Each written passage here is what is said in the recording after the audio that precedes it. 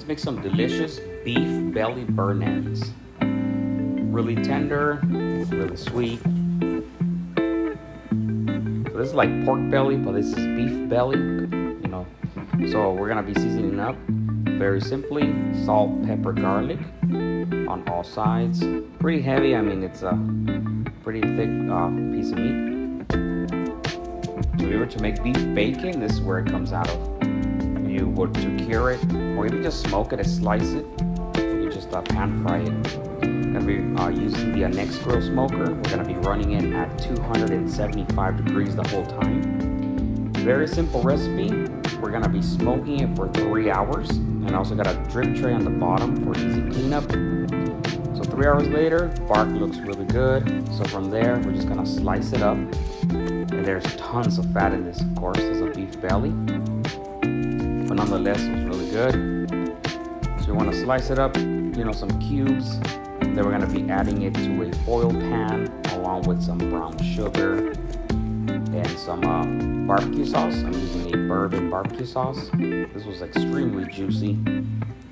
I did save that other part of it that you see up there. I'm going to be slicing it thin, and I will be making some BLT sandwiches. So just like that, cube it up.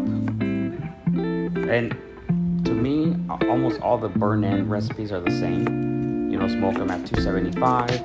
Then you want to cube them, or you can cube them before season them. You know, that way you can season them everywhere, not just the outside like I'm doing here. So once cubed, place them in that foil pan. There was so much fat, so I did not use any butter, just barbecue sauce and some honey granules. You can use brown sugar. From here, we're gonna cover it with foil very tightly. We're gonna be placing it back in the smoker to braise for 3 hours. This is gonna tenderize them even more, and they're gonna fall apart really easily in your fingers. This is a bourbon barbecue sauce that I'm using. You can use whatever you like. You can make your own.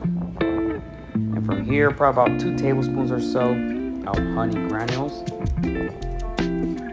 Once they're braised, you do want to check them at the 2-hour mark, see how tender they are. If not, leave them for an additional hour. But after that, you want to uncover the foil, remove it, and leave the burn-ins uncovered in the smoker for an additional 30 minutes. And this way, the sauce gets nice and tacky onto them. So here I'm placing them back in the smoker for those 3 hours to braise. And after that, I'm gonna remove them, open up that foil, place them back in the smoker. I did toss them a little bit just like that, place them back in.